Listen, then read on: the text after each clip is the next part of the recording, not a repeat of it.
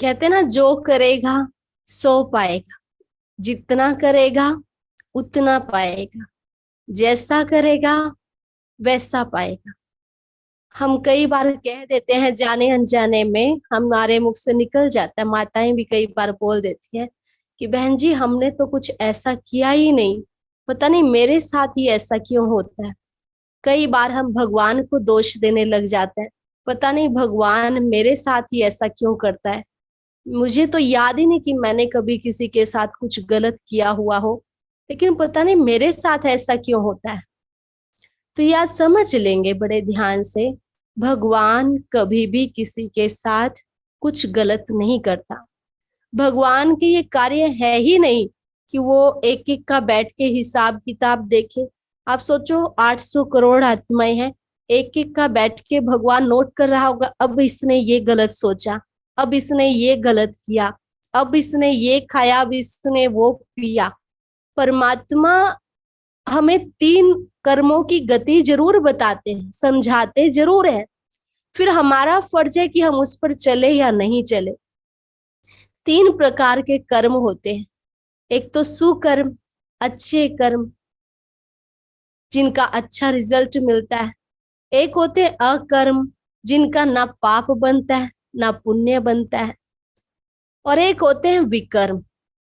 तो ये कलयुग चल रहा है, तो ज्यादा जो कर्म है वो कौन से हो रहे हैं? मनुष्य से विकर्म बन रहे हैं।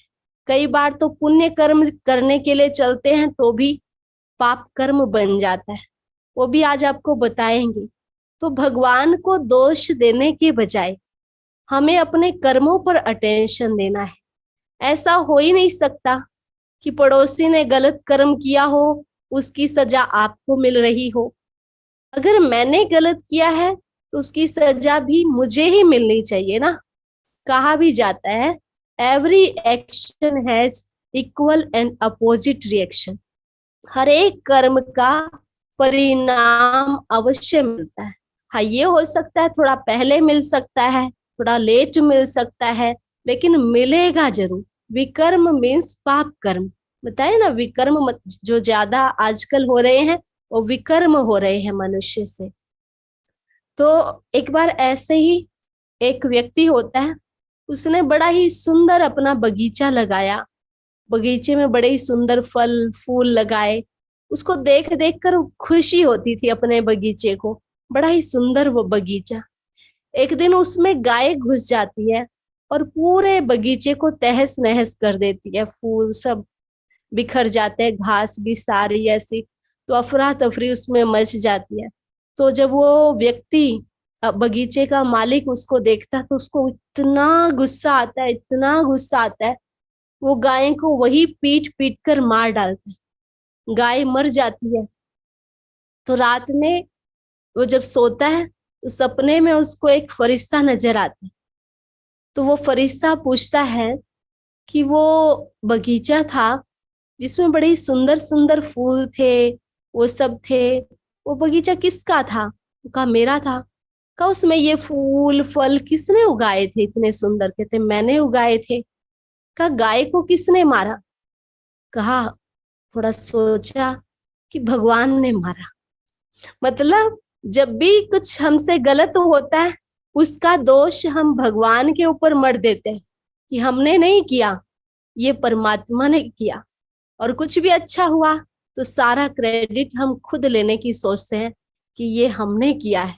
फिर उसमें कोई तारीफ नहीं करे, प्रशंसा नहीं मिले उस कार्य में, तो मजा ही नहीं आता। माताएं खाना बनाती हैं, कुछ और करती हैं, तो थोड़ी प्रशंसा तो करो, इतना अच्छा बनाया, सुबह से मेहनत कर रही हूँ।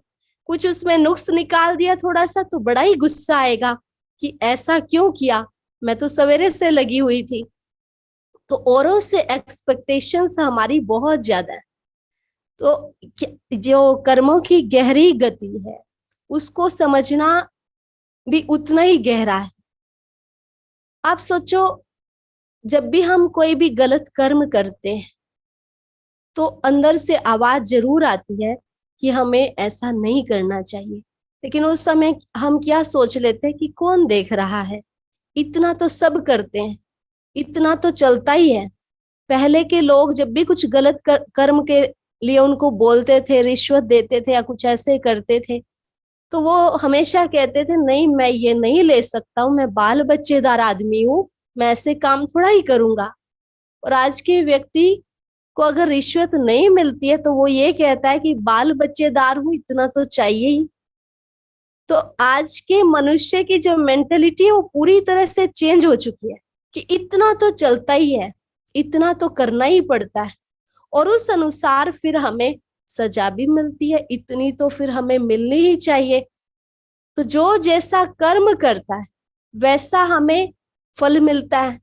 लेकिन हम ऐसा नहीं कह सकते कि मैंने ऐसा कर्म किया ही नहीं तो मुझे इसकी सजा क्यों मिले। एक बार क्या होता है, दो दोस्त होते हैं, एक जो धर्म कर्म के काम में बड़ा रुचि रखता था और जो दूसरा दोस्त था वो फिल्में देखना, फैशन का शौक, पैसे ऐसे ही उड़ाना, शायद आपने सुनी भी हो ये बात। तो दोनों दोस्त एक मोड़ पे मिलते हैं और जो फिल्में देखने का उसका शौकीन था वो उसको कहता है कि चलो हम फिल्म देख के आते हैं। तो जो दूसरा दोस्त था जो धर्म कर्म में रुचि रखता था उसने कहा नहीं, आज मंदिर में एक साधु महाराज आए हुए, मुझे उनका सत्संग सुनने जाना है, तो मैं मंदिर की तरफ जाऊंगा। उसने कहा ठीक है तुम उधर जाओ, मैं फिल्म देखने के लिए जाता हूँ। तो वो उधर मुड़ जाता है, वो उधर मुड़ जाता है।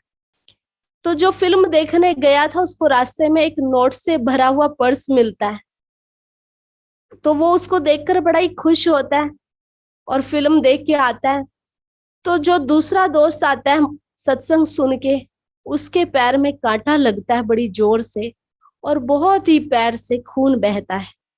फिर से वो दोस्त दोनों टकरा जाते हैं उसी मोड़ पे और वो उसको कहता है कि देखा, मुझे आज पैसों से भरा हुआ पर्स मिला, अगर तुम मेरे पास आते ना, मेरे साथ आते, तुम आधे आधे बांट लेते, लेकिन तुम आए नहीं ना, तो देखो ये सारे पैसे मेरे पास ही रह गए और तुम्हारे पैर में तो चोट लग गई, तुम सत्संग सुन के आए। थोड़ा उसके भी मन में डाउट आया कि मैं तो सत्संग सुनने गया था, फिर भी मेरे साथ ऐसा हुआ, ये तो मौज मस्ती कर रहा है, फिर भी इसको पैसों से भरा हुआ पर्स मिला, ऐसा क्यों। और अगले दिन वो गुरुजी से पूछता है, गुरुजी थोड़ा पहुंचे हुए थे, तो वो उनके पूर्व जन्म को देखता है और बताता है कि तुम्हारा जो दोस्त था उसने इतने अच्छे कर्म किए थे पिछले जन्मों में कि आज उसकी करोड़ों की लॉटरी लगनी थी, लेकिन इस जन्म में इतने खराब काम किए, वो सारा जो पैसा था वो वेस्ट कर दिया, तो उसकी करोड़ों की लॉटरी में से वो 1-2 हजार रुपए ही बचे थे जो उसको मिल गए और वो उसमें खुश हो गया। लेकिन तुमने पूर्व जन्मों में कुछ गलत कर्म किए हुए थे, बहुत ज्यादा गलत कर्म किए हुए थे, उसके कारण तुम्हें आज फांसी की सजा होनी थी, लेकिन वो फांसी की सजा सूली से कांटे में तब्दील हो गई, केवल उसको कांटा ही लगा, फांसी की सजा से वो बच गया। तो ऐसे कई बार जो हमने कर्म किए हुए हैं उसकी जो फल है वो तो हमारे सामने आना ही है, वो तो निश्चित है।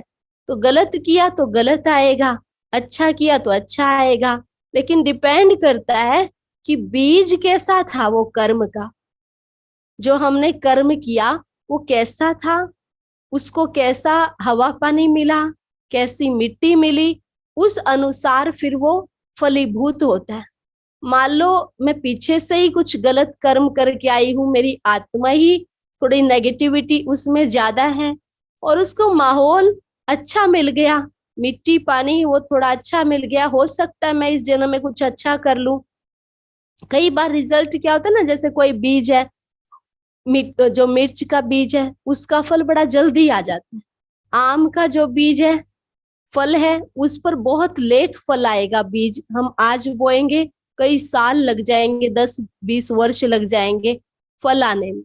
तो ऐसे कई बार हम सोचते हैं कि हम तो अच्छा कर रहे हैं लेकिन फिर भी हमारे साथ बुरा हो रहा है, और ये इतना बुरा करके भी इतनी ऊंची सीट पर बैठे हैं, इतने गलत कर्म किए, हमने देखे हैं इनको गलत कर्म करते हुए, लेकिन फिर भी इनके साथ अच्छा ही हो रहा है। तो ये हमारा बहुत बड़ा धोखा है। हो सकता है कि उसने जो कर्म किए हैं उसकी सजा उसको मिल भी रही हो, हमें ना पता हो। पहली बात तो ये भी हो सकता है। और दूसरी बात, अब नहीं तो थोड़े दिनों पश्चात मिलेगी जरूर, ब्याज सहित मिलेगी। अगर मेरे अकाउंट में मैंने 1,000 रुपए ही जमा किए हैं और मैं सोचूं कि मुझे तो 10,000 मिलने चाहिए, ऐसे कैसे मिल सकते हैं? कई बार माताएं कहती है ना कि बहन जी, मुझे परिवार में वो स्नेह, वो सम्मान नहीं मिला। मैं जब से इस घर में शादी करके आई हूँ, पता नहीं वो सुख जो औरों के पास है वो है ही नहीं। पहली तो बात, आप इसी घर में शादी करके क्यों आए? आप पड़ोस में किसी और घर में भी आ सकते थे, लेकिन उसी पति के साथ आपका हिसाब किताब था, उन्हीं सास ससुर के साथ आपका हिसाब किताब था। जो भी आपने पिछले जन्मों में सुख दुख का हिसाब किताब उनके साथ बनाया हुआ था, इस जन्म में आप उसी घर में आए और उसी के साथ आपका अकाउंट चल रहा है। जितना आपने सुख दिया हुआ होगा उतना आपको सुख मिल रहा होगा, जितना दुख दिया होगा उस अनुसार दुख मिल रहा होगा। फिर वैसे ही हमारे पास संतान पैदा होती है तो उसके साथ भी हमारा हिसाब किताब होता है। तो ये हिसाब किताब जिनके साथ होता है वो हमारे पास आ जाते हैं। ये नहीं हो सकता कि मैंने किसी को 500 रुपए दिए हो और वो मैं सोचूं कि चलो मैं कल कोई अच्छी सी ड्रेस पहन के जाती हूँ उसके पास, शायद वो मुझे ना पहचाने। ऐसा नहीं हो सकता। ड्रेस बेशक आप कितनी भी अच्छी पहन लो, कितनी भी चेंज कर लो, लेकिन वो अपने 500 रुपए तो आपसे मांगेगा ना। एक एक दिन नहीं, 2 दिन नहीं, 10 दिन के बाद मांगेगा। तो ऐसे ही भले हमने शरीर बदल लिया, शरीर रूपी वस्त्र बदल लिया, लेकिन अगर हमारा हिसाब किताब किसी के भी साथ बना हुआ है वो तो हमें चुकाना ही पड़ेगा। दादा नहीं तो पोते के शरीर के साथ, पोते नहीं तो पिता के शरीर के साथ, किसी न किसी रिश्ते के साथ भी वो हिसाब किताब हो सकता है, रिलेटिव के साथ भी हो सकता है। हम ऐसा नहीं सोच सकते कि हमें वो चुकाना नहीं पड़ेगा। हम कहते ना, स्नेह नहीं मिलता, सम्मान नहीं मिलता, पता नहीं क्यों हमें ऐसी ऐसी बातें बार बार बोली जाती हैं। हम जिस भी फील्ड में जाते हैं या कहीं नौकरी करते हैं तो वहां पर भी हमें बहुत कुछ सुनने को मिलता है। देखो, मान लो आपके अकाउंट में 10,000 रुपए जमा थे, लेकिन कुछ ऐसी बीच में जरूरत पड़ी, आपको लाखों का लोन लेना पड़ा। आपने लाखों रुपयों का लोन ले लिया, तो आप सोचो 10,000 रुपए जो निकलवाने हैं वो तो हम कभी भी निकलवा लेंगे, पता भी नहीं चलेगा हमें कब मिल गए, हमने कब निकलवा लिया और कब उसको यूज कर लिया। तो वो पॉजिटिव खाता था उसका इतना पता नहीं चला, लेकिन जो वो नेगेटिव का खाता बना, लोन लिया, उसको चुकाने में कितनी मेहनत लगती है, बहुत मेहनत लगेगी, बहुत अंदर हमें हिम्मत रखनी पड़ेगी, बहुत सारी परिस्थितियों से गुजरना पड़ेगा, तब जाकर के वो हम अकाउंट चुका पाएंगे। ऐसे ही हमने स्नेह दिया हुआ है, किसी को सम्मान दिया हुआ है, वो तो दिया हुआ है उस 10,000 रुपए जितना, लेकिन किसी के साथ हमने जो नेगेटिव का हिसाब किताब बनाया हुआ है, गालियां बहुत दी होगी, दुख बहुत दिया होगा, ताने बहुत मारे होंगे, वो हमने उस लाखों के लोन की तरह नेगेटिव का खाता हमने बहुत ऊंचा बनाया हुआ है। और आज जब चुकाने की बारी आती है, सुख कब आया, वो थोड़ी बहुत शांति कब आई, वो तो हमें पता ही नहीं चला। जैसे वो 10,000 रुपए निकलवाते हुए पता ही नहीं चला कब यूज हो गए। तो वो जो हमें स्नेह सम्मान मिला वो तो हमें पता ही नहीं चला, लेकिन नेगेटिव का खाता बहुत ऊंचा था, तो उसको चुकाते हैं जैसे जैसे तो बहुत दर्द मिलता है, बहुत हिम्मत हमें रखनी पड़ती है उन परिस्थितियों का सामना करते हुए। और हम ये सोचते पता नहीं किसका खाता है जो हमें चुकाना पड़ रहा है, लेकिन ये ध्यान रखना वो खाता किसी और का नहीं है, वो हमारा अपना खाता है। और ये चुकेगा कैसे, खत्म कैसे होगा? आप अच्छे वाला खाता बढ़ाते जाइए, धीरे धीरे नेगेटिव वाला खाता उतरता जाएगा। उन्हीं व्यक्तियों को जिनको हमने दुख दिया हुआ है, आज आप सुख देते जाइए, दुआएं देते जाइए, उनके लिए कुछ अच्छा कर्म करते रहिए, तो धीरे धीरे क्या होगा, वो जो गालियों वाला हिसाब किताब था, मारपीट का हिसाब किताब था, तानों का हिसाब किताब था, वो कम होना शुरू हो जाएगा। लेकिन इसको बढ़ाने के लिए बहुत मेहनत करनी पड़ेगी, बहुत सहन करना पड़ेगा। मान लो हम तो उनके लिए अच्छा कर्म करना शुरू किया, कि बहन जी ने बोला है कि हमें अच्छा कर्म करना है, हम लगातार उनको एक हफ्ते के लिए अच्छा अच्छा बोलते रहे, वो हमें कितना भी नेगेटिव बोले हम उनको शुभ ही बोलते हैं, अच्छा ही बोलते हैं, परमात्मा की शक्ति उन पे डाल रहे हैं। लेकिन एक दिन उन्होंने वो जो आपका खाता था नेगेटिव का, उन्होंने अच्छे से चुकतू कर दिया, खूब आपको सुना दिया और आपसे सहन नहीं हुआ। आपने भी उस दिन अच्छे से एक का जवाब 4 से दिया। आपने फिर से वो खाता जितना कम हुआ था फिर से बढ़ा लिया। तो पहले तो ना जो नेगेटिव है, ऐसे हम पॉजिटिव 0 पर है हमारा, तो धीरे धीरे हम पॉजिटिव देते जाएंगे, एक टाइम आएगा दोनों एक बराबर हो जाएंगे। लेकिन धीरे धीरे पॉजिटिव और बढ़ता जाएगा तो नेगेटिव 0 पर आ जाएगा। लेकिन हमें इसके लिए अंदर बहुत सहन शक्ति चाहिए, एक दृढ़ता चाहिए कि मुझे अच्छा ही देना है, अच्छा ही करना है, चाहे कोई कितना भी गलत करे, गलत सोचे, लेकिन मैंने कभी किसी के लिए गलत नहीं सोचना, मैंने सबके लिए शुभ सोचना है, स्नेह देना है, सम्मान देना है। कहते भी ना, जैसा हम देते हैं वैसा हम पाते हैं। स्नेह देंगे तो क्या मिलेगा? स्नेह मिलेगा। मैंने आपको ओम शांति की, आप भी सामने से ओम शांति करेंगे।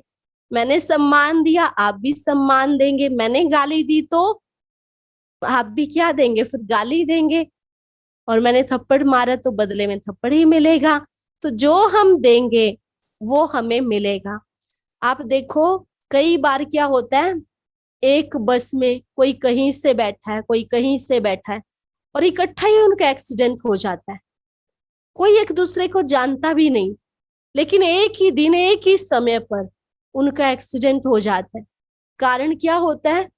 उन्होंने इकट्ठे मिलकर पूर्व जन्मों में कोई हिसाब किताब बनाया होगा। मान लो कोई एक कसाई है, वो गाय भैंस जो भी है वो काटता है, दूसरा बेचने का काम करता है, तीसरा जो है उनको खाने का काम करता है। तो सबके हिसाब किताब बने हुए हैं।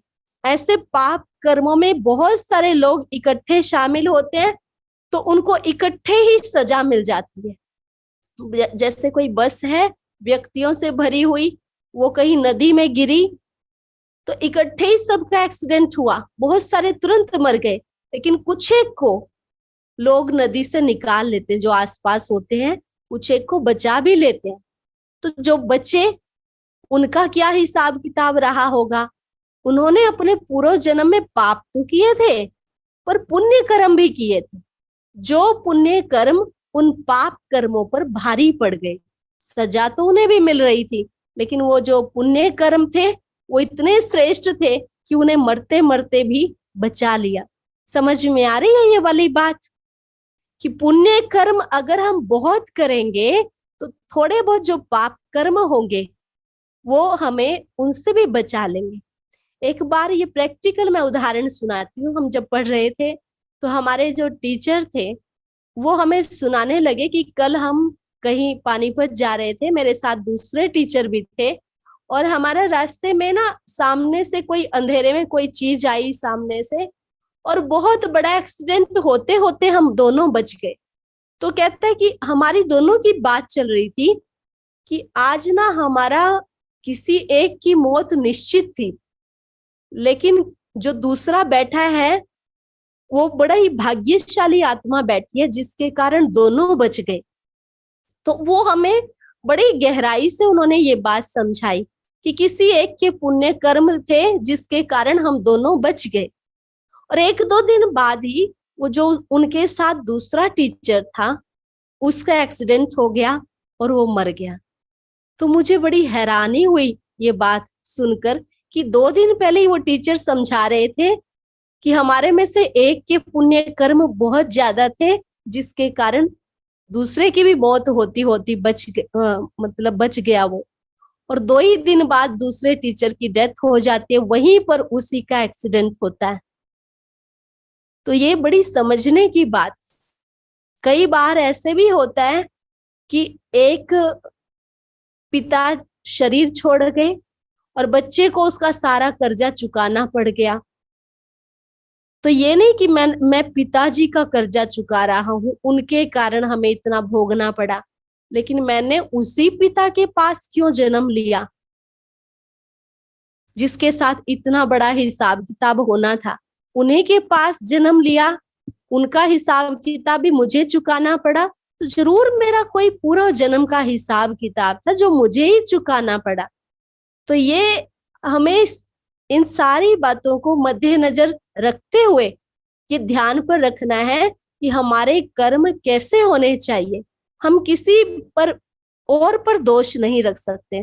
जैसे एक बार एक महाराष्ट्र में एक बेटा आईएएस बना, उसका इंटरव्यू लिया गया, तो उसने कहा कि मैं आईएएस बना हूं अपने पिता के कारण, क्योंकि मेरे पिता बहुत शराब पीते थे और घर में गाली गलौज करते थे। तो मैं बाहर चला जाता था, स्ट्रीट लाइट के नीचे बैठकर पढ़ता था, पूरी रात बैठकर पढ़ता था और वो आईएएस बन गया। दूसरे उसी के भाई का इंटरव्यू लिया गया, वो बहुत शराब पीता था, बहुत ऐसे करता था। तो उसे पूछा गया कि तुम ऐसे क्यों बन गए, शराब पीना वो करना। कहा कि हमारे पिता बहुत शराबी थे, घर में मारपीट लड़ाई झगड़ा चलता रहता था, तो मैं घर से बाहर निकल जाता था और ऐसे बच्चों के संग में आ गया, तो मैंने ऐसे कर्म करने शुरू कर दिए। तो देखो, दोनों ही भाई, दोनों को एक जैसा माहौल मिला, एक जैसी मिट्टी मिली, हवा पानी मिला, लेकिन दोनों बीज, दोनों के संस्कार बड़े अलग अलग थे। एक के कर्म कैसे थे और दूसरे के कर्म कैसे थे, तो कर्मों अनुसार उन्हें फल मिल गया। पहले के टाइम में हम कहते थे पता नहीं भगवान देखता है या नहीं देखता, इनको ऐसी सजा क्यों नहीं मिलती, लेकिन आज आप देख रहे हैं हर एक को उसके कर्मों की भोगनी पड़ रही है। प्रैक्टिकल में हम अपनी आंखों के सामने उन व्यक्तियों को भी देखते हैं जिन्होंने हमारे सामने पाप कर्म किए होते हैं और वो इस समय सजा भी भोग रहे हैं। देखा आपने अपने आसपास में कि कई बार कोई गलत कर्म किए हैं, हमने उनके बारे में बहुत कुछ सुना है और आज वो सजा भी भोग रहे हैं, क्योंकि ये कलयुग का अंतिम समय है। जब कोई गांव छोड़कर जाता है ना, शहर छोड़कर जाता है, तो जितनों से उन्होंने उधार ली होती है वो सारे आ जाते हैं कि हमारा भी चुकता करके जाओ, हमारा भी चुकता करके जाओ। तो ऐसे ही हमें भी अब इस कलयुग से निकलना है, तो सारे हिसाब किताब हमारे सामने आएंगे। कोई शारीरिक व्याधि के रूप में आएगा, कोई पारिवारिक समस्याओं के रूप में आएगा, कोई आर्थिक तंगी के रूप में आएगा। तो सारे हिसाब किताब हमें इस ही जन्म में चुकतू करने होंगे। क्या मरकर इनसे बचा जा सकता है? क्या मरने से इनसे पीछा छूट सकता है? मैंने कहा ना, शरीर बदल लो बेशक कितने ही, लेकिन जो हिसाब किताब बना लिया वो तो आपको चुकतू करना ही पड़ेगा। जैसे कोई सोच लेते कि चलो सुसाइड कर लेते हैं और शायद इससे बच जाए, लेकिन हमने जो कर्म किया है वो हमें अगले जन्म में भी वो आत्माएं तो टकराएंगी ही। लेकिन इससे क्या अच्छा होगा कि हम जो भी कर्म किए हैं हम इस ही जन्म में, इस ही शरीर में चुकतू कर ले, ताकि आगे आने वाले जन्मों में हमें पछताना ना पड़े। एक बहू थी, तो वो किसी सेठ के घर पे आई, नई नई बहू आई, तो उनके घर में वो पहले तो बहुत भक्ति भावना वाली थी, बहुत भक्ति करती थी अपने मायके में, लेकिन जैसे ही ससुराल में आई तो ससुराल वाले भक्ति भावना में विश्वास नहीं रखते थे, ना उसको मंदिर में जाने देते थे, ना घर में पूजा पाठ करने देते थे। तो एक दिन वहां पर भिखारी आया और भिखारी ने जब भिक्षा मांगी उससे, तो उस बहू ने कहा कि हम ही बासी खाते हैं, आपको कहाँ से दे, और आगे पता नहीं मिलेगा भी नहीं मिलेगा। ये बात सेठ जी ने सुन ली, उसके ससुर ने, और उसको बड़ा ही खराब लगा कि हम बहू को सारी सुख सुविधाएं देते हैं और ये भिखारी के सामने हमारी बेइज्जती कर रही है। उसने उनके माता पिता को बुला लिया, पंचायत को बुला लिया कि हम इस बहू को नहीं रखेंगे। इसने भिखारी के सामने हमारी बेइज्जती कर दी कि हम इसको कुछ दे नहीं रहे हैं। तो मुखिया बड़ा समझदार था, उसने कहा बहू से अच्छे से पूछो तो उसने ये बात कही क्यों। तो उसने समझाया कि मैंने बोला था कि हम ही बासी खा रहे हैं, आगे पता नहीं मिलेगा या नहीं मिलेगा।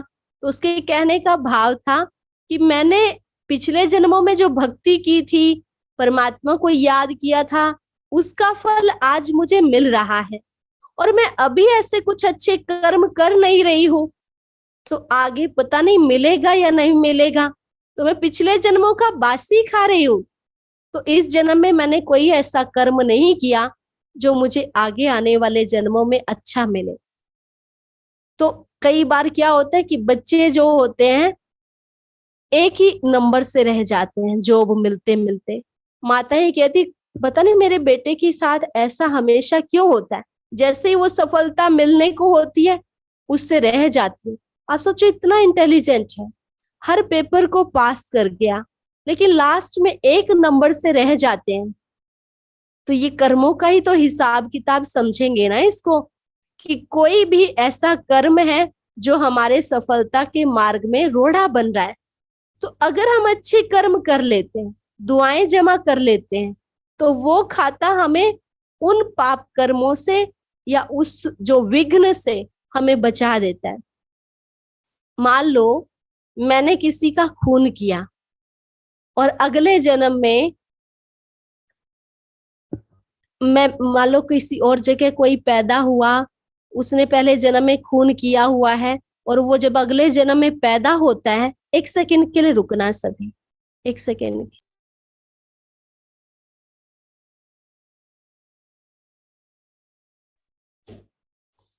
उसने किसी का खून किया और अगले जन्म में वो जहां पैदा हुआ, आपने भी देखा होगा पंडित जी जब कुंडली देखते हैं तो वो क्या कहते हैं कि इसके ग्रह दशा कुछ ऐसी है, इसने कुछ ऐसे कर्म किए हुए हैं, तो आप इसके लिए यज्ञ करवाइए, पाठ करवाइए, इस पर बहुत कड़ी ग्रह दशा है, शनि की दशा है, राहु की दशा है। तो वो तभी उतरेगी जब आप एक बोरी अनाज देंगे या कुछ पैसे देंगे, यज्ञ करवाएंगे। आप सोचो उसने तो खून किया हुआ है, क्या एक बोरी अनाज देने से, कुछ पैसे देने से उसकी वो ग्रह दशा उतर जानी चाहिए? हमारे घर में ही उसने कुछ गलत किया किसी के साथ, आप सोचो क्या आप उसे माफ कर पाएंगे? क्या एक बोरी अनाज से उसका वो गुनाह कम हो जाना चाहिए? सोच के बताओ, हाथ खड़े करके बताओ कि हो जाना चाहिए कम? नहीं होना चाहिए ना। इतने गलत कर्म की सजा तो इतनी ही होनी चाहिए। क्या एक बोरी अनाज से कम हो जाएगी? अगर अनाज दिया है तो अगले जन्म में अनाज उसको मिल जाएगा, पैसों का दान किया है तो पैसे उसे मिल जाएंगे अगले जन्म में। लेकिन अगर गलत कर्म किया है तो उसकी सजा उसको ब्याज सहित मिलेगी। हाँ, गैप जरूर मिलता है। जैसे कहा ना कि इन व्यक्तियों के साथ गलत किया फिर भी गलत नहीं हुआ, भगवान हमें बीच में टाइम देता है कि इस बीच आप अच्छा कर लो तो आपका जो बुरे कर्मों का खाता था वो थोड़ा कम हो जाएगा। आप ही नोट करना इस बात को। आपके साथ कभी किसी ने बुरा बर्ताव किया हो और आपको बहुत बुरा लगा हो, लेकिन इस बीच वो बहुत भक्ति कर रहा है, बहुत भगवान को याद कर रहा है, सबके साथ उसका अच्छा व्यवहार हो गया है, तो धीरे धीरे आपके मन से भी उसके लिए वो अशुभ भावना खत्म हो जाएगी। तो अगर हमें वो अशुभ भावना खत्म करनी है, वो गलत कर्म, उसका पाप कर्म का जो रिजल्ट है वो खत्म करना है, तो इतना हम परमात्मा को याद करें, इतना श्रेष्ठ कर्म करें कि वो हमारा पाप कर्मों का खाता कम हो जाए, खत्म हो जाए। तो एक ही तरीका है धरती पर पाप काटने का, वो है परमात्मा की याद। और वो भी परमात्मा को पहचान कर याद करना है। ऐसे तो सारी दुनिया कर रही है, परमात्मा को याद भक्ति बहुत कर रही है, पाप भी साथ साथ कर रही है, क्योंकि ना खुद की पहचान है ना परमात्मा की पहचान है। अब हमें परमात्मा की पहचान मिली है तो हमें उस हिसाब से परमात्मा को यथार्थ रीति से पहचान कर फिर याद करना है। और जब हमें याद रहेगा कि घड़ी घड़ी परमात्मा मेरे साथ है, तो हम गलत कर्म की तरफ जाएंगे ही नहीं। दूसरी बात, कई पूछते हैं क्या मनुष्य मनुष्य ही बनता है, कुत्ता बिल्ली कीड़ा मकोड़ा नहीं बनता है, 84 लाख योनियां नहीं भोगता है? आप बताइए, 84 लाख योनि हम भोगते हैं या नहीं भोगते हैं? हाथ खड़े करके बताएंगे, भोगते हैं? 84 लाख योनि जो कहते हैं भोगते हैं, वो हाथ खड़े करेंगे। जो कहते हैं 84 लाख योनि हमें भोगनी पड़ती है, हमें इन सब से गुजरना पड़ता है, हाथ तो किसी के खड़े नहीं है। आप गुजरना नहीं चाहते 84 लाख योनियों से, या पता है कि नहीं गुजरते हैं हम? कंफ्यूज हैं, ऐसे है। एक बच्चे ने, वैभव को लगता है कि 84 लाख योनियों से गुजरना पड़ता है, बाकी किसी को नहीं लगता।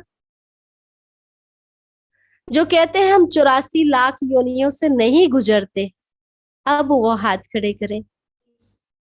84 लाख योनियों से नहीं गुजरते हैं, नहीं गुजरते हैं।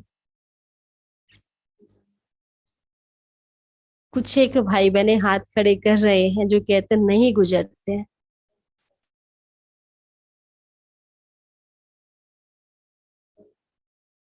किसी ने दोनों में हाथ खड़ा कर किया है, तो कुछ कंफ्यूजन है।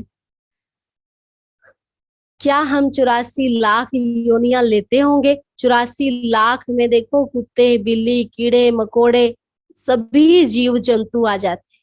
और अगर हमने 84 लाख योनियां भोग ली, हम उन सारी योनियों से सभी जीव जंतु बनकर आज हमें ये मनुष्य जीवन, ये दुर्लभ जीवन मिला है, तो ये जीवन हमारा कितना खुशहाल होना चाहिए।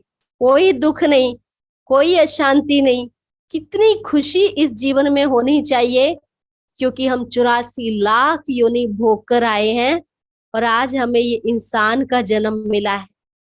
क्या इतनी खुशी आपके जीवन में है? कोई दुख नहीं, कोई अशांति नहीं। हम तो भोग आए ना, सारी भोगना उन योनियों में। तो इस जीवन में इतना दुख क्यों है, इतनी अशांति क्यों है? 84 लाख योनि अगर भोग ली, फिर भी पैदा होते ही किसी के हाथ नहीं, किसी की आंखें नहीं, किसी के पैर नहीं, तो उन्होंने पैदा होती ऐसे कौन से गलत कर्म कर दिए? क्या पैदा होते ही गलत कर्म किए? जरूर पूर्व जन्म में किए हैं, मनुष्य जन्म में ही किए, मनुष्य जन्म में ही उसकी सजा भोग रहे। अगर 84 लाख योनियां भोग ली, फिर तो हमारा जो तन है वो पूरा स्वस्थ होना चाहिए था, धन धान्य से संपन्न होने चाहिए थे, गरीबी का सामना हमें नहीं करना पड़ता। चिंता दुख तनाव इतना सारा हमारे जीवन में फिर भी है 84 लाख योनियां भोग कर। इसका मतलब है कि हमने 84 लाख योनियां भोगी ही नहीं है, हमने मनुष्य जीवन में ही गलत कर्म किए और मनुष्य जीवन में ही उसकी भोगना भोग रहे।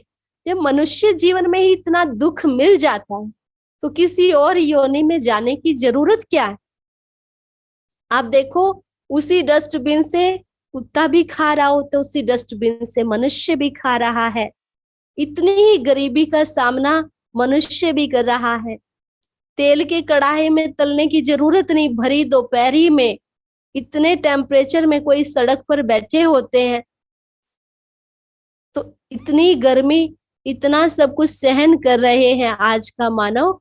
तो ये सारे जो कर्मों का फल है वो हमें मानव जीवन में ही मिल रहा है, तो किसी और योनि में हम क्यों जाए? आप देखो, कोई और योनि में इतना व्यक्ति दुखी नहीं है, जो प्राणी है वो इतना दुखी नहीं है। आप देखो जीव जंतु है, वो मजे से आकाश में उड़ रहे हैं, घूम फिर रहे हैं, कोई टेंशन में नहीं दिखता है। भले दुखी है वो भी, कोई कोई दुखी होते हैं, लेकिन वो फिर भी दुखी नहीं नजर आते हैं। ना वो आत्महत्या करने की कोशिश करते हैं। लेकिन आज का मानव इतना दुखी है कि अपने जीवन को ही खत्म करना चाहता है। तो जीवन में ही इतना दुख आ गया, तो हम कैसे ही कह सकते हैं कि हम 84 लाख योनियां भोग कर आए। जो जिस जो जैसी आत्मा होगी, जो जैसा बीज होगा, उस पर वैसा ही फल आएगा। आप देखो, आम का बीज बोएंगे तो उस पर आम ही उगेंगे ना, या चीकू केला लगेगा, आम ही लगेगा। चीकू का बीज बोया तो उस पर चीकू ही लगेगा। ऐसे आत्मा रूपी बीज है, मनुष्य का बीज है, तो अगले जन्म में वो मनुष्य ही बनेगा। ये चित्र आप देख रहे हैं, मनुष्य की आत्मा निकली है तो मानव तन में ही जाएगी, जाकर छोटा बच्चा बन जाएगी। लेकिन ये घोड़ा, बकरी, बैल, शेर आदि नहीं बनेंगे। कई लोग कहते हैं कि अगर गलत कर्म किए करेंगे, ज्यादा बोलेंगे तो डॉग बन जाएंगे। आप सोचो, क्या डॉग बनने से हमारे वो संस्कार, हमें सजा मिली ना, डॉग बना दिया गया, तो क्या वो जब डॉग बन गए, वो संस्कार हमारे ज्यादा बोलने के खत्म होंगे या बढ़ेंगे? आप बताइए, बढ़ेंगे या खत्म होंगे? किसी ने चोरी की, कहते वो अगले जन्म में बिल्ली बनेगा। तो अगर वो बिल्ली बना तो उसके चोरी के संस्कार बढ़ेंगे या घटेंगे? किसी ने किसी को मारा तो कहते उसको शेर का जन्म मिल जाएगा। तो शेर का जन्म मिला तो वो और हिंसक बनेगा, हिंसक बनेगा या अहिंसक बन जाएगा? उसको शिक्षा मिल जाएगी, तुझे शेर बना दिया गया, तुझे बिल्ली बना दिया गया, तो उससे हमें शिक्षा मिली या हमारे और संस्कार पक्के हो गए? एक बार एक बहुत बड़े जज आए माउंट आबू में, कृष्ण अय्यर जी, और उनसे पूछा गया था कि ये जो गलत कर्म करते हैं अपराधी, उनको जब जेल में डालते हैं तो क्या वो सुधर जाते हैं? तो कहते नहीं, सुधरते नहीं है। जितना उन्होंने गलत कर्म किया होता है उस अनुसार उनको वैसे ही कैदियों की जेल में डाला जाता है। उनको वैसे ही अपने जैसे कैदी मिलते हैं, और भी थोड़े अपराध में आगे बढ़े हुए मिलते हैं। उनसे और टेक्निक वो सीख जाते हैं अपराध करने की, और ज्यादा गलत कर्म करते हैं। तो अगर हमें वैसा ही संग मिला, वैसा ही जीवन मिला, तो हम और ज्यादा गलत कर्म करना सीखेंगे। हमारे संस्कार सुधरेंगे कैसे? संस्कार सुधारने के लिए पहला तो मानव जीवन ही काफी है। हमें उन योनियों में जाने की जरूरत नहीं। बहुत सजा आज का मानव भोग रहा है, कर्म गलत भी कर रहा है, साथ साथ उसका फल भी उसको मिल रहा है। तो हमें और जगह जाने की आवश्यकता नहीं है। तो ये 84 लाख योनियों का कंसेप्ट आपको क्लियर हुआ। और वैसे भी आप देखो, आजकल छोटे छोटे बच्चे होते हैं, वो अपने पूर्व जन्म की बातें बता देते हैं। कई जगह ऐसे सुनने में आता है, इंटरव्यू भी लिया गया है कई बच्चों का, तो बताते हैं मैं पिछले जन्म में उस घर में था, वहां पर था, वो मेरे माता पिता थे। कई ऐसी बातें भी बता देते हैं कि जो उनके घर वालों को ही पता होती है, उसकी बीवी को ही, उसके माता पिता को ही पता होती है। सारी बातें बता देते हैं, सभी अपने रिश्तेदारों को पहचान लेते हैं। होता है ना ऐसा? कहीं पर कोई भी बच्चा ये नहीं बताता कि मैं वहां बंदर था, उस टहनी पर रहता था, ऐसे बंदरों से लड़ता था। सभी क्या बताते हैं? मेरा जन्म वहां था। और आजकल तो साइंस ने भी प्रूफ कर दिया है, हिप्नोटाइज करते हैं तो पूर्व जन्म में लेके चले जाते हैं। एक ऐसे बहन थी, उसकी पीठ में बहुत तेज दर्द होता था, बहुत ज्यादा, कि वो सहन करना मुश्किल हो जाता था। और जब एक्सरे वगैरह करवाते थे तो बिल्कुल ठीक, नॉर्मल मिलती थी, लेकिन उसका दर्द जो था वो बड़ा ही असहनीय हो जाता था। तो उसको फिर मेंटल जो डॉक्टर होते हैं दिमाग के, उनके पास लेकर जाया गया, साइकियाट्रिस्ट के पास लेकर जाया गया। उसने उनको फिर किसी और के पास भेजा, ऐसे हिप्नोटाइज किया गया और उनके पूरे पूर्व जन्म का पता लगाया गया, तो उसको पता चला कि लास्ट जन्म में मेरा कार एक्सीडेंट हुआ था और मेरी पीठ में बहुत तेज कांच लग गया था और उसी पीड़ा में उनकी मृत्यु हो गई थी, उसी दर्द की हालत में ही। और इस जन्म में भी उसको ऐसा लगता था जैसे मेरी पीठ में कुछ चुभ रहा है, जैसे बहुत तेज दर्द हो रहा है। तो अंत मते सो गते कहते हैं, जिस याद में उसने शरीर छोड़ा वैसी ही उसकी गति हुई। तो जिस याद में हम अब शरीर छोड़ेंगे, परमात्मा को याद करते हुए छोड़ेंगे, तो हमारी वैसी गति होगी। तो अभी हमें परमात्मा की पहचान मिली है, तो हमें परमात्मा को पहचान कर याद करना, इस बात का डर निकाल देना। ये तो हमारे पूर्वजों ने कभी लिखी थी, क्योंकि उनको पता था कि ऐसा कलयुग आएगा कि मनुष्य बहुत गलत कर्म करने लगेंगे। तो उनको बचाने के लिए उन्होंने ऐसी बात लिख दी कि अगर गलत कर्म करोगे तो तुम्हें इन 84 लाख योनियों से गुजरना पड़ेगा। 84 लाख योनियां होती जरूर होंगी, ऐसे जीव जंतु 84 लाख होते होंगे, लेकिन हर एक जीव जंतु, गाय है तो अगले जन्म में गाय ही बनेगी, बंदर है की आत्मा है तो अगले जन्म में बंदर की आत्मा ही बनेगी, मानव की आत्मा है तो अगले जन्म में मानव ही बनेगा। नर बने या नारी बने, ये पॉसिबल है कि वो इस जन्म में नर है तो अगले जन्म में नारी भी बन सकता है कर्मों अनुसार, या नर भी बन सकता है, लेकिन हम और जो योनियां हैं उनमें नहीं जाएंगे। तो ये आपको पहचान मिली। अब हम 84 जन्म है हमारे, 84 लाख योनि नहीं है, इसको भी समझेंगे। कितने जन्म है? केवल 84। 84 लाख योनिया मतलब 84 देख योनिया। तो हमारे जन्मों का चित्र हम देखेंगे, सीढ़ी का चित्र। कल मैंने बताया था पूरा सृष्टि चक्र ही 5000 वर्ष का है। 5000 वर्ष पहले हम अपने भारत की कहानी देखते हैं। इस भारत में जब हमारा पहला पहला जन्म हुआ तो कहाँ हुआ था? स्वर्ग में हुआ था। कहते ना स्वर्ग नर्क सब यही है, यही तो है, पर अभी नहीं। स्वर्ग 5000 वर्ष पहले था। ये हमारा पहला पहला जन्म, जब हम परम धाम से आत्माएं उतरती हैं तो हमारा जन्म होता है सतयुग में। वो राजधानी होती है श्री लक्ष्मी श्री नारायण की। शुरुआत में आप देखेंगे ध्यान से चित्र को, तो राधे कृष्ण दिखाए हुए। राधे कृष्ण अलग अलग राजधानी के थे, दोनों की इतनी पहचान नहीं होती है। स्वयंवर होता है तो वो लक्ष्मी नारायण बनते हैं। आपने देखा होगा राधे कृष्ण का हमेशा ही बचपन का रूप दिखाते हैं, बड़े होकर क्या हुआ वो नहीं पता होता।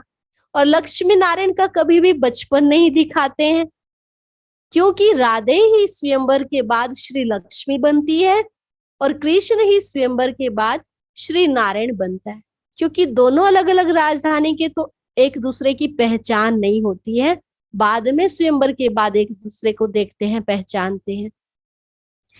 और हमने जो कलयुग में दिखाई है वो दूसरी कहानी दिखाई कि कृष्ण ऐसा था, माखन चुराता था, ये करता था। लेकिन वो सत्य युग है, माना सच्चाई का युग है। वो फर्स्ट प्रिंस था दुनिया का, तो कोई भी ऐसा गलत कर्म नहीं करता था। आज भी आप सोचो, कोई बच्चा अगर ऐसे गलत कर्म करे, चोरी करे, झूठ बोले, या कोई ऐसे बहनों के साथ गलत दृष्टिवृत्ति रखे, तो हम उसको अच्छा नहीं मानते। और हमने अपने देवी देवताओं को इतना कलंकित कर दिया, उनके बारे में ऐसी ऐसी बातें लिख दी, ऐसी ऐसी बातें बोल दी। देवी देवताएं तो बहुत श्रेष्ठ थे, बहुत पावन थे, इतने पावन थे, ना तो उनके अंदर झूठ थी ना कोई बुराइयां थी, सर्वगुण संपन्न थे, 16 कला संपूर्ण थे, संपूर्ण निर्विकारी थे। चित्र दिखा देंगे। सर्वगुण संपन्न, 16 कला संपूर्ण, संपूर्ण निर्विकारी, मर्यादा पुरुषोत्तम, डबल अहिंसक। अहिंसा उनका परमो धर्म था, मर्यादा में पुरुषोत्तम थे, पुरुषों में भी उत्तम थे। सूर्यवंशी उनका घराना था, देवी देवता घराना भी कहते हैं। और उनकी आयु लगभग 150 वर्ष थी। और कभी भी बेटा बाप से पहले शरीर नहीं छोड़ता था, मतलब अकाले मृत्यु वहां नहीं होती थी। अपनी मर्जी से हम देह का त्याग करते थे। जैसे सांप है ना, एक खाल छोड़ता है दूसरी लेता है, ऐसे हम बहुत इजीली अपने शरीर का त्याग कर देते थे। पहले ही अपने सगे संबंधियों को बुला लेते थे, उनसे अच्छे से मिलते थे, और बैंड बाजे सहित लास्ट विदाई मनुष्य की होती थी। तो वहां दुख का नाम निशान नहीं था। धन धान्य से इतना संपन्न थे कि भारत को सोने की चिड़िया कहा जाता था। भगवान के महावाक्यों में है कि तुम्हारे पास सोने के महल होंगे। वो नगरी ही सोने की दिखाते ना, कृष्ण की नगरी सोने की थी। सुदामा भी आया तो उसको भी माला माल कर दिया। तो ऐसा हमारा स्वर्ग होगा, सोने के महल होंगे, कोई भी चीज की कमी नहीं होगी, कोई भी चीज की इच्छा नहीं होगी कि ये चाहिए। चाहिए शब्द सतयुग में नहीं होगा, कोई दुख का नाम निशान नहीं होगा। ऐसी सच्चाई की वो दुनिया थी। सतो प्रधान सबकी आत्मा थी। छोटे बच्चों में भी चंचलता नहीं थी। श्री कृष्ण तो फिर राजकुमार था, तो उसके अंदर तो चंचलता का नाम निशान नहीं था। अब दूसरा चित्र दिखाएंगे, वही सीढ़ी का ही चित्र रखें। फिर सतयुग धीरे धीरे बीतता जाता है। प्रकृति थोड़ी थोड़ी प्रकृति में भी, आत्माओं में भी कमी आने लगती है। सतयुग में जैसी हमारी आत्मा होती है, जीव जंतुओं की आत्मा भी ऐसी ही होती है।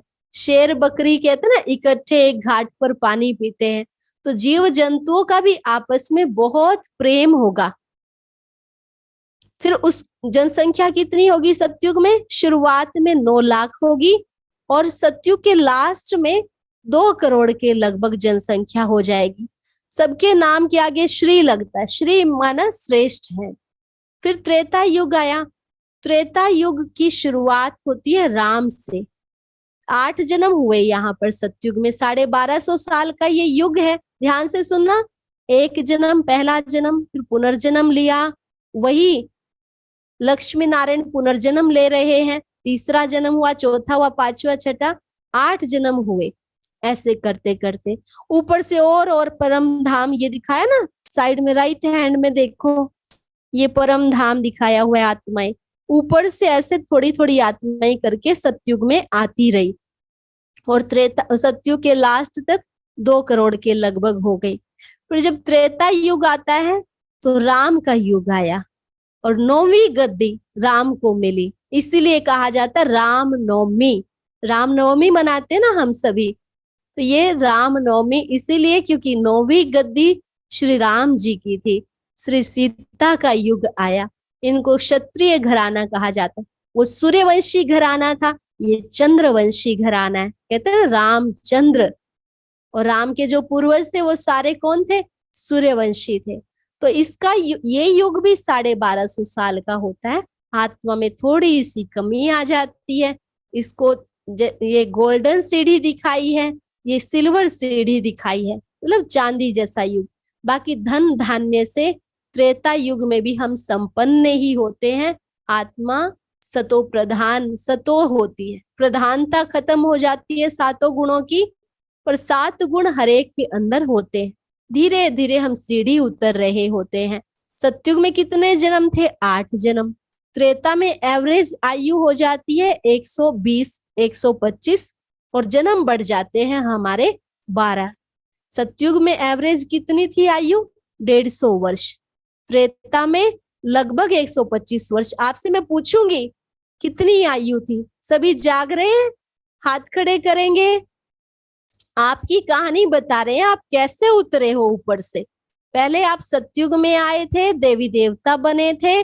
धीरे धीरे आप राम के युग में आए, तो आपके अंदर थोड़ी सी कमी आई, और धीरे धीरे आप सीढ़ी उतरते उतरते आपने 20 जन्म ले लिए, और 20 जन्म लेने के बाद आप पहुंचे द्वापर युग में। द्वापर युग में, यहाँ सतयुग त्रेता में तो सब एक दूसरे को आत्मा की दृष्टि से देखते थे, कोई अंदर बुराई नहीं थी। लेकिन जैसे ही द्वापर युग आता है तो हमारे अंदर देह अभिमान आता है, और देह अभिमान आता है तो थोड़ी सी प्रकृति में, जैसे आत्मा में हलचल हुई तो प्रकृति में भी हलचल होती है, और वहां पर थोड़ा भूकंप जैसा होता है और वो सोने की नगरी उनकी धीरे धीरे कम होती जाती है। द्वापर मतलब रजोगुणी आत्मा हो जाती है। वही जो श्री लक्ष्मी श्री नारायण की आत्मा थी, पूज्य थे, वो द्वापर युग में आकर पुजारी बन जाते हैं। वो भूल जाते हैं पुनर्जन्म लेते लेते कि हम ही श्री लक्ष्मी श्री नारायण थे। तो वहां पर जैसे ही देह अभिमान आया तो दुख आया, दुख आया तो भगवान की याद आई, और वही श्री नारायण की आत्मा यहाँ पर राजा विक्रमादित्य बनती है। और अपने सबसे पहले परम पिता की याद आई, शिवलिंग का निर्माण हुआ। सबसे पहला पहला मंदिर बना सोमनाथ का मंदिर। सोमनाथ के मंदिर में शिव की पूजा प्रारंभ की गई। और एक राजा ने तो शुरू नहीं की होगी, एक राजा को देखकर अन्य राजाओं ने भी की। सतयुग त्रेता में तो एक राजा, एक भाषा, एक मत थी। लेकिन द्वापर युग आया तो वहां पर द्वापर मीन्स दो पुर, अलग अलग राजाएं, अलग अलग राज्य स्थापन होने लगे। तो यहाँ पर फिर अलग अलग राजाएं हुए, थोड़ा थोड़ा मतभेद आया, धर्म का भी मतभेद आया, भाषा का भी आया। तो यहाँ पर फिर और मंदिर भी बने। तो भक्ति जो शुरुआत हुई थी वो अव्यभिचारी हुई थी, मतलब एक की भक्ति से हमने भक्ति शुरू की। फिर धीरे धीरे हमारी आत्मा में और कमी आई, तो हमने फिर अपने ही रूपों की पूजा करनी शुरू कर दी। कृष्ण की पूजा की, लक्ष्मी नारायण की, क्योंकि हम सतयुग में वही श्रेष्ठ थे। आज भी देखो, कोई भी अपने घर में अपने पूर्वजों की फोटो लगाता है और उनका भी ऐसे साल में सम्मान करता है, उनकी भी पूजा अर्चना उनके साथ करवाता है। तो ऐसे हमने भी अपने पूर्वजों की जो फोटो थी उन्हीं को पूजना शुरू कर दिया, क्योंकि वो हमसे श्रेष्ठ थे। हमारे अंदर तो कमी आ गई, देवी देवताओं ने अपना नाम हिंदू कर लिया, क्योंकि पाप आ गया था अंदर, तो देवी देवता कहलाने लायक नहीं रहे और अपने ही रूपों की पूजा करनी शुरू कर दी। सतयुग में हमारे अंदर कितनी कला थी? 16 कला थी, लेकिन यहाँ पर हमारे अंदर 8 कला रह गई। जैसे चांद एक तो पूरा खिला हुआ होता है और एक आधा रह जाता है, तो ऐसे हमारे अंदर आत्मा के अंदर कलाएं 8 रह गई। और इसे कहते हैं वैश्य वंशी घराना। जन्म कितने हो गए? एवरेज आयु हमारी हो गई 80-90, 100 के करीब लगभग हमारी आयु हो गई, 90-100 के बीच। और हमारे जन्म हो गए 21, 80 और 100 के बीच आयु, और जन्म कितने हो गए? 21 जन्म। युग कितना है ये सारा? 1250 साल का। हर युग 1250 साल का है। उसके बाद आ जाता है कलयुग। कलयुग में हमारी पूजा बहुत तमो प्रधान हो जाती है। हम ना उनके मुख का पता होता, कोई बंदर के मुख वाला, कोई हाथी के मुख वाला, हम उनकी पूजा करनी शुरू करते, पेड़ पौधों की पूजना शुरू कर देते, नदी नालों को पूजना शुरू करते हैं, देवियों की पूजा करते हैं, पानी में डुबो देते हैं, अर्थ नहीं समझते हैं। तो भक्ति जो होती है वो अर्थहीन हो जाती है। आप देखो, जो गणेश जी को भी दिखाते हैं, गणेश जी की कहानी में क्या दिखाते हैं कि पहली तो बात कि उसको मैल से बनाया गया, तो ये थोड़ी बात यहाँ पर जचती नहीं। चलो ठीक है, मान ले कि चलो वैसे बनाया गया। फिर क्या दिखाते हैं? शंकर जी को दिखाया गया कि पार्वती ने गणेश जी को पहरा देने के लिए बिठाया, शंकर जी आए और गणेश जी ने उनको अंदर आने नहीं दिया, क्योंकि उनको पहचान नहीं थी ये पिताजी हैं। उन्होंने समझाया, समझा नहीं, तो उन्होंने उसका गला ही काट दिया गुस्से में। तो पहली तो बात, देवी देवताओं में कभी क्रोध होता ही नहीं, और इतना क्रोध कि वो एक बच्चे का गला काट दे। आज भी कोई ऐसा व्यक्ति नहीं है कि गुस्से में बच्चे का गला काट दे, और अगर काटता है तो उसको सजा मिलती है। कलयुग में भी कानून है कि उसको जेल में डाला जाता, और वो तो देवता था, देने वाला था, वो बच्चे का गला कैसे काट सकता है? और फिर क्या दिखाते हैं, जब उसको पता चला कि मेरा ही बच्चा है ये, तो फिर उसने कहा कि जाओ किसी के भी बच्चे का गला काट के ले आओ जिसकी माँ उससे मुख फेर के लेटी हो। तो ये दूसरा बड़ा पाप हो गया। पहला पाप खुद गला काट दिया, दूसरा पाप फिर कर रहे हैं कि जाओ जो भी माँ मुख फेर के लेटी हो उसके बच्चे की गर्दन काट लाओ। वो गलती से फिर हाथी के बच्चे की काट के ले आए। तो ये देवी देवताओं के ऊपर कभी भी शोभता नहीं है। देवी देवता कोई भी ऐसा कर्म नहीं करते हैं। देवी देवता बहुत श्रेष्ठ थे, इसलिए उनके नाम के आगे श्री लगता है।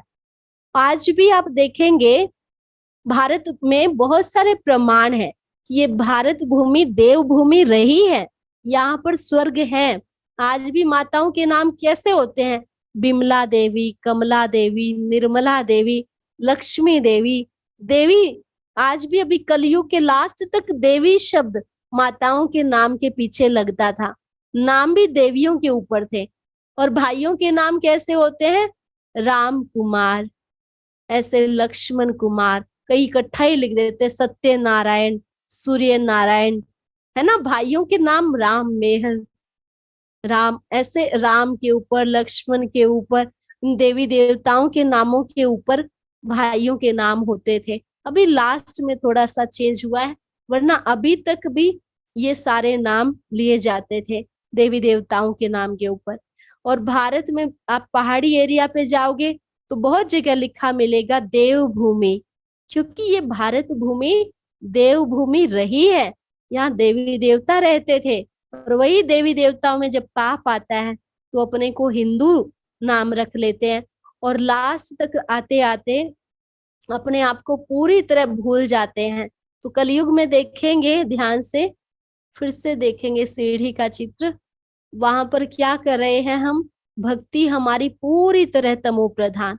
हम सोचते कहीं से कुछ हमें प्राप्ति हो जाए। देखो, पेड़ पौधों की पूजा, पत्थरों की पूजा, कुत्ते बिल्ली को हम पूजने लगते हैं।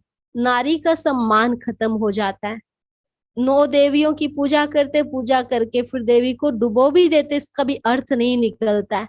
घर बार छोड़ के लोग जंगलों की तरफ जाने लगते हैं, वहां पर शांति चाहते, तपस्या करते हैं, अनेक शांति सम्मेलन होने लगते हैं। ऐसे बहुत सारी मारा मारी जब एक तरफ कलयुग में मची होती है तो दूसरी तरफ परमात्मा का आगमन हो जाता है। ये आप साइड में देख रहे हैं, कलयुग के ज्योति बिंदु शिव का आगमन होता है। और वहां कलयुग से अपने बच्चों को छांटना शुरू कर देता है, उन्हें ब्राह्मण बनाता है। शूद्र, शूद्र मतलब कोई एक शूद्र की बात नहीं है, कोई कास्ट की बात नहीं है, हर मानव शूद्र बन जाता है।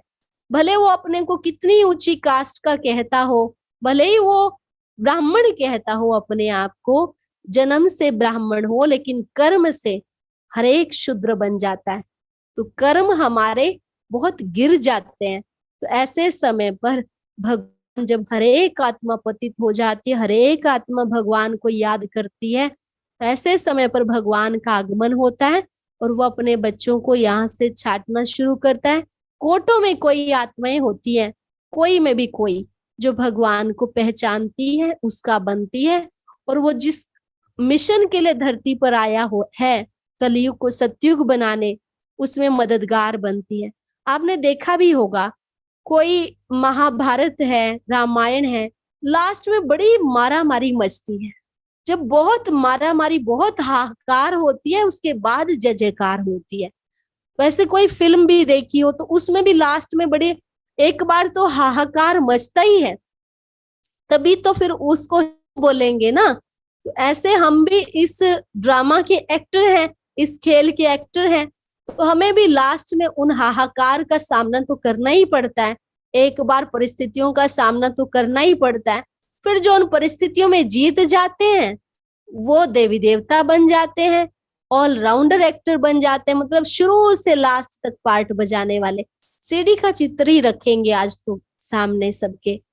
लेकिन जब द्वापर युग आता है, देखो धीरे धीरे ना जनसंख्या भी बढ़ती जा रही है, कम नहीं हो रही है। शुरू में 9 लाख थी, त्रेता के शुरुआत में, त्रेता के लास्ट में 33 करोड़ देवी देवताएं हो गए। और फिर धीरे धीरे जनसंख्या बढ़ती बढ़ती बढ़ती कलयुग के लास्ट में कितने हो जाते हैं? अभी कितने? लगभग 800 करोड़ हैं। तो इतनी जनसंख्या, मतलब कहीं से तो आत्माएं आ रही है ना। कहाँ से आ रही है? वो सारी आत्माएं परम धाम से उतर रही हैं, अपने घर से आ रही है। जनसंख्या बढ़ना ये बहुत बड़ा उदाहरण है कि हम आत्माएं ऊपर से आ रही हैं अभी कलयुग के लास्ट तक भी। किसी किसी का मिनिमम एक ही जन्म होता है, किसी किसी के 42 जन्म भी होंगे, कोई कलयुग में ही उतरेंगे, लेकिन जिन्होंने ज्ञान लिया है वो पूरा स्वर्ग देखेंगे, सतयुग की शुरुआत में ही आ जाएंगे। केवल वो आत्माएं जिन्होंने लास्ट समय में भगवान को पहचाना है, पहचान कर अपने संस्कारों को बदला है, देवताओं वाले संस्कार अपने अंदर लाए हैं, तो वो आत्माएं स्वर्ग की शुरुआत में आ जाती है।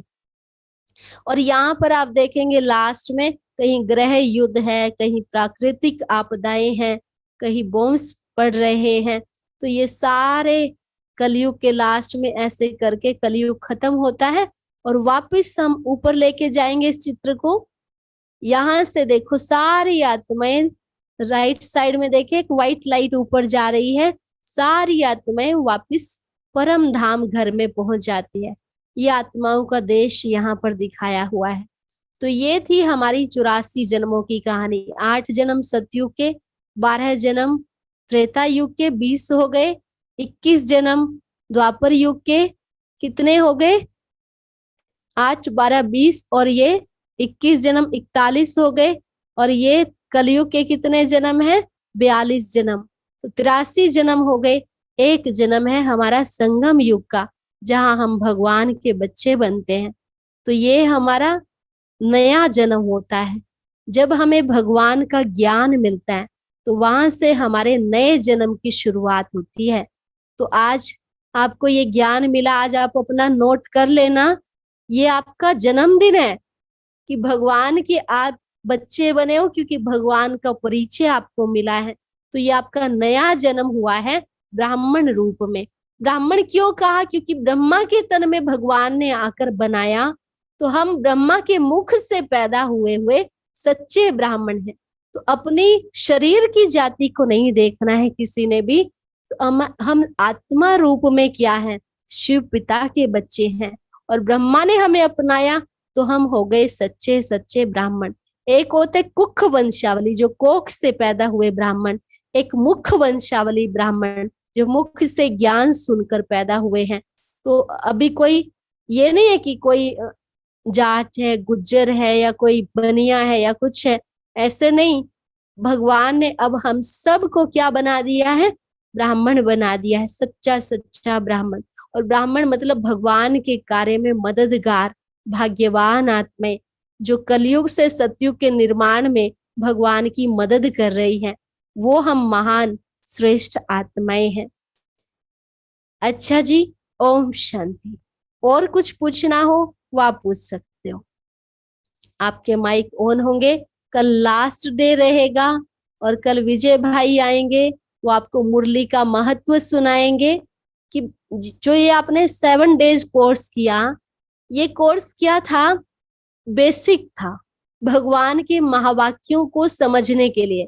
महावाक्यों के शब्द जो है वो बड़े गहरे होते हैं, परमात्मा के महावाक्य एकदम से सुनते ही समझ में नहीं आते, तो उनको हमने आपको विस्तार से समझाया है कि भगवान ऐसे ऐसे कहते हैं, उनको समझने के लिए। तो मुरली मतलब भगवान क्या सुनाता है वो बड़ा गहराई से, मुरली क्या होता है, उसमें भगवान के प्रश्नों के, हमारे प्रश्नों के जवाब होते हैं। और क्या होता है मुरली में, क्यों मुरली सुननी चाहिए, मुरली सुनने का फायदा क्या होगा, वो तो कल आपको विजय भाई सुनाएंगे। बाकी आज के लेसन से संबंधित या अभी तक के लेसन जो भी आपको समझाए गए, उनसे संबंधित आपका कोई प्रश्न है तो वो आप पूछ सकते हैं। ओम शांति दीदी। ओम शांति दीदी वृक्ष के बारे में नहीं समझाया गया। जी पूछिए। वृक्ष के बारे में तो नहीं बताए। किसके बारे में? वृक्ष के बारे में। कल्प वृक्ष के बारे में कल मुरली का सुनेंगे तो आप उसी के साथ सुन लेना, आज तो ज्यादा लेट हो जाएंगे। हाँ जी दीदी। और जी पूछिए। आपने बोला था कर्म, जो कर्म मतलब करते हैं, मतलब कोई भी गलत कर्म होने के बाद तो हमारे पहले कर्मों का था जो हमने भोग लिया, लेकिन जो जो उसने गलत करा है उसका फल उसको भी मिलेगा। क्या जो गलत, जो एक को बोलने दो, पहले जो बोल रहे हैं ना उसको बोलने दो। हाँ जी बोलिए। मेरा कहना है कि जैसे आपने बोला था कि कोई हमारे साथ गलत, बाकी सभी माइक ऑफ कर लेने दे, जो बहन बोल रही है ना उनको बोलने दे। हाँ जी बहन अभी बोलिए, अपना माइक दोबारा ऑन कीजिए। मेरा कहने का था कि जैसे आपने बताया था कि कोई भी, जैसे हमने हमारे साथ गलत हुआ वो हमारा पहले जन्मों का कर्म था, है ना। तो अब जैसे जिसने हमारे साथ गलत किया उसका फल उसे मिलेगा, ऐसा भी तो होगा। शायद उसने गलत कराया, उसे तो अनजाने में किया होगा ना ये चीज। अगर मैंने गलत किया है तो मेरे सामने आ गया, अगर मैं इस बीच बहुत अच्छे श्रेष्ठ कर्म कर रही हूँ, परमात्मा को याद कर रही हूँ, तो वो धीरे धीरे मेरा पाप कम हो जाएगा। मिलेगा जरूर, लेकिन उतनी यातना नहीं मिलेंगी जितनी मान लो मैंने दी होंगी। अगर इस बीच मैंने भगवान को इतना याद किया है, अपने पुण्य का खाता बढ़ाया है। एक बार की बात है, एक भाई ज्ञान में ही चलता था, भगवान को याद भी करता था, और वो अपनी शॉप पे बैठा था, कोई आया उसको चाकू घोंप के चला गया पेट में। तो बाद में उसने जैसे परमात्मा से संदेश पूछा गया कि ऐसा क्यों हुआ, वो तो ज्ञान में चलता था। तो परमात्मा का जवाब आया कि उसने बहुत गलत कर्म किया हुआ था, बहुत तड़पा तड़पा कर उस व्यक्ति को मारा था, लेकिन वो तो उसको ऐसे मार के चला गया, उसकी आत्मा ऐसे निकली जैसे मक्खन से बाल। मतलब उसको दर्द नहीं हुआ शरीर छोड़ते हुए, क्योंकि इस जन्म में उसने बहुत परमात्मा को याद कर लिया था। अगर नहीं याद करता, फिर भी ऐसे ही कर्म करता रहता, फिर वो उसको ब्याज सहित चुकाना पड़ता जो गलत कर्म किया। एक और चीज मैं बताना भूल गई, अगर हम कई बार दान पुण्य करते हैं और वो गलत जगह हो जाता है तो भी पाप बन जाता है। मान लो कोई आया हमारे पास, रोज आटा लेके जाता है और वो आटे को बेच करके शराब पीता है, पत्नी या बच्चों को मारता है, तो ये भी हमारा हिसाब किताब बन जाता है। हम उसको खाना दे सकते हैं, लेकिन अगर हमें लगता है कि कोई व्यक्ति ऐसा है कि ये गलत करेगा, किसी ने सिगरेट ले ली हमारे पैसों से, शराब ले ली, तो वो भी हमारा, चाकू खरीद लिया किसी को मार दिया तो कितना गलत कर्म बन जाता है। तो कभी ऐसे किसी व्यक्ति को हमें ऐसे पैसे नहीं देने हैं। तो हम दीदी ये तो भोजन या अनजाने में, जैसे जब हमें पता ही नहीं है दीदी किसी चीज की, तो भी और हम कुछ न कुछ हिसाब किताब हमारा बनता है। जैसे तो एक बार एक राजा था, चित्रगुप्त के पास जब पहुंचा, उससे पूछा गया कि आप, इस पर बहुत मछलियां मारने का आरोप था, तो उससे पूछा गया कि आपने इतनी मछलियां मारी, कहा मैंने तो अपने जीवन में एक भी मछली नहीं मारी। तो बाद में जब पता लगाया गया, उसने किसी मछुआरन को पैसे दिए, उसने जाल खरीदा और जो पूरे जीवन भर मछलियों को मारा, तो उसका भी, राजा का भी हिस्सा उसमें जमा हो गया, क्योंकि उसके पैसों से उसने जाल खरीदा था। तो ऐसे ये ना बड़े ध्यान से किसी को हमें पैसे देने हैं। पैसों का सहयोग किसी गरीब को हम कर सकते हैं, किसी चीज के लिए कोई चीज ही दिलवा दी, लेकिन कुछ ऐसा कई बार रोज ही कपड़े मांगने के लिए आ जाते हैं, इतने कपड़ों का करते क्या है, बेच के उनके अपने पिता को दे देते हैं, किसी और को दे देते हैं, तो वो गलत कर्म जो होता है तो वो हमारे सिर पर कई बार पाप आ जाता है। तो इस बात का भी, और चित्रगुप्त कोई और नहीं है, चित्रगुप्त यहाँ जिसका चित्र गुप्त हो, यहाँ ही सारा रिकॉर्ड हो रहा है। ये हम आत्मा है, यहाँ ही हमारे सारे कर्मों की, सारे जन्मों की रील पूरी रिकॉर्ड हो रही है, शूट होता जा रहा है, एक एक सीन यहाँ पर रिकॉर्ड है सारा का सारा। परमात्मा हमें उसकी सजा नहीं देते हैं, हम जो गलत कर्म करते हैं अपने अनुसार, हम अपने आप ही हमारे सामने वो गलत कर्मों का जो फल है आता जाता है। परमात्मा कभी भी सजा नहीं देते हैं, परमात्मा की याद से हमारे पाप कटते हैं। परमात्मा किसी बच्चे को सजा नहीं देता, ये बड़े ध्यान रखना। और दीदी एक सवाल जी मतलब बहुत ही लोग ये कहते हैं कि जब आत्मा शरीर छोड़ने के बाद कितने समय के बाद जन्म लेती है? कितने लगभग 13 दिन के अंदर ले लेती है। अगर उसका कोई हिसाब किताब ज्यादा ना हो, अगर कुछ कड़ा ही किसी का हिसाब किताब है, थोड़ा बहुत उसको भटकना पड़ सकता है, नहीं तो ज्यादातर 13 दिन के अंदर उसका दूसरा जन्म हो जाता है। जब शरीर छोड़ता है उसका पहले ही कहीं और शरीर तैयार होता है। कई बार कोई व्यक्ति गर्भ में ही बच्चे को खत्म, मतलब उसको गर्भ को ही खत्म कर देते हैं। तो ये जैसे उस आत्मा का घर तोड़ दिया गया, घोंसला तोड़ दिया गया जहां उसको जाना था। तो जितने दिन वो भटकी जन्म लेने से पहले या शरीर छोड़ नहीं पाई, पहले तड़पती रही उस शरीर में, तो वो उसके ऊपर पाप चढ़ जाता है। और कोई सवाल? और कोई हाथ खड़ा कर लेंगे जिसका प्रश्न हो।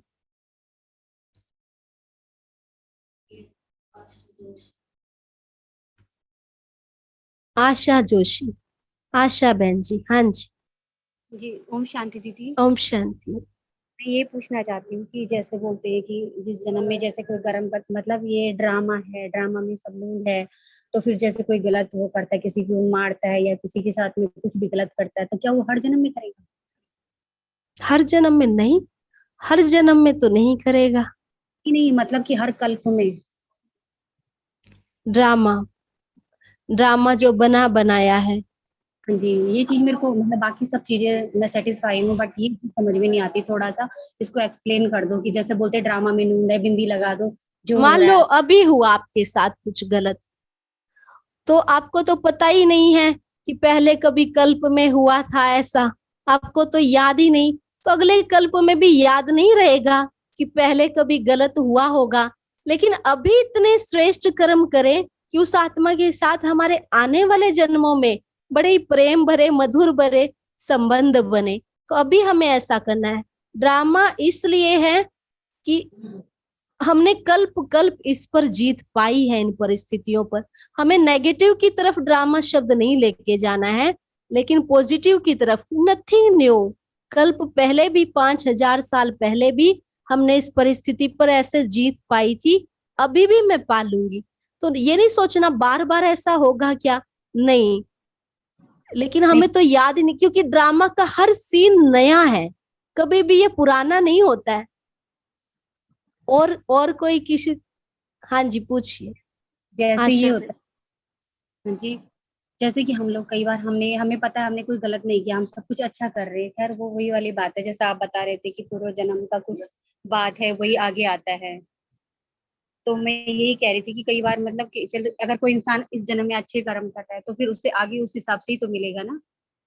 हाँ, इस जन्म में आप अच्छे करेंगे तो आने वाले जन्मों में, भले इस जन्म में वो आत्मा आपसे नाराज हो, कोई हिसाब किताब हो कड़ा किसी के साथ, पर आने वाले जन्मों में उसके साथ बहुत अच्छा संबंध भी बन सकता है। अगर आप उसके साथ अच्छा अच्छा करते जाएं, उसके लिए परमात्मा से योग लगाएं, उसको शांति का दान दे, शक्ति दे। अच्छा, भी और कोई, और किसी का प्रश्न हो? वैभव भाई, हाँ जी पूछिए। हाँ दीदी, आपने आज जो युग के आप पहले ये बताओ, आपने पूरे 6 दिन कोर्स किया? हाँ, पहले 2 दिवस नहीं किया था। अच्छा चलो, वो दोबारा YouTube पे सुनना ध्यान से। अभी पूछो।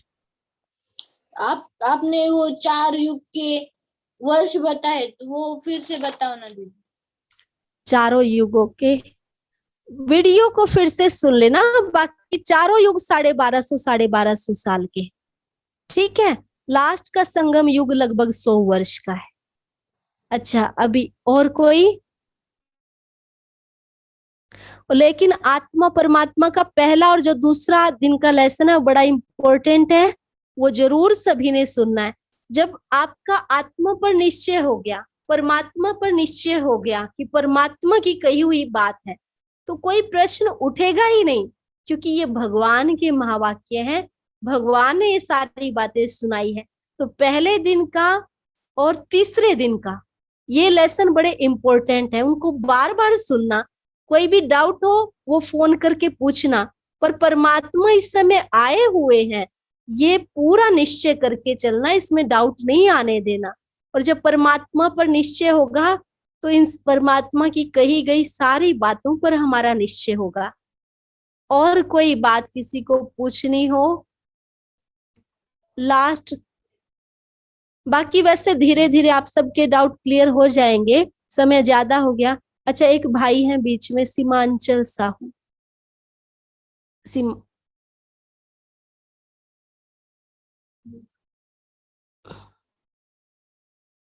हाँ जी भाई जी, बोलिए, अपना माइक अनम्यूट कर लीजिए जी, बोलिए। हाँ, जैसा आपने बताया कि हमारी आत्मा परमात्मा से आई है, वैसे पशु पक्षियों की आत्मा उनका परमात्मा कोई और है या वही परमात्मा है जो हमारे परमात्मा है? उनकी आत्मा कहाँ से आई? उनकी वैसे तो सारे ही प्राणी जगत का पिता परमात्मा एक है, शिव पिता ही है, लेकिन फिर भी मनुष्यों की आत्मा ज्यादा मायने रखती है। हमारा प्रभाव उन पर पड़ता है। अगर हम दुखी हैं तो वो भी दुखी है, वो भी तमो प्रधान है। परमात्मा कहते हैं ये आपके फर्नीचर की तरह है, आपका प्रभाव जीव जंतुओं, प्रकृति के पांचों तत्वों पर भी पड़ता है।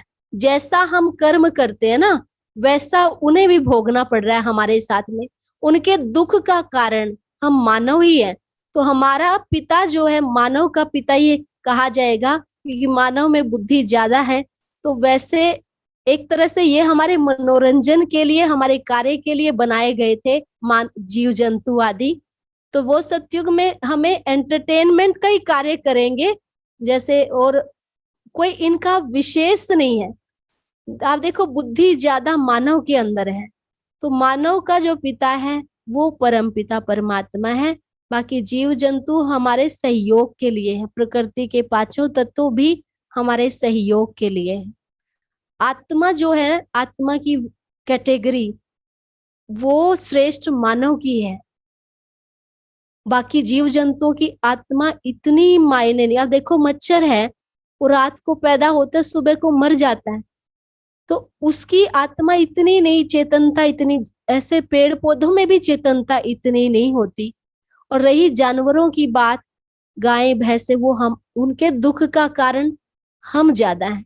अगर अब हम परमात्मा को याद करते, अपने को पावन बनाते हैं, तो ये सारे जीव जंतु भी, इनका जीवन भी सुखमय हो जाएगा। क्लियर हुआ भाई जी? ओके जी। अभी बाबा को याद करेंगे, बहुत अच्छा गीत चलेगा। फिर भी कोई डाउट हो कल विजय भाई से पूछ लेंगे, और लास्ट लेसन होगा कल। ओम शांति।